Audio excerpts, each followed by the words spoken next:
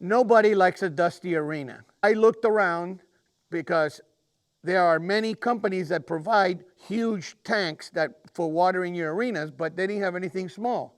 So I decided I was going to do my own. I tried using my sprayer to water my arena, but it was way too slow. It didn't put out enough water. So I had to come up with this. And I built it out of things that I had laying around. You can do it too. For all the people who have smaller arenas, this is a way to do it. Hey, you like what you're seeing? Punch like, hit subscribe. Using the sprayer in conjunction with the new water tank makes it even faster.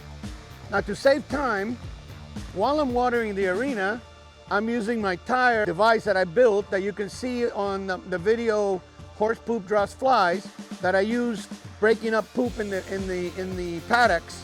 And over here, it works really good for flattening the sand. The footing is very important for having the best performance out of your horse. So a nice wet footing is a better place for your horses to work out at.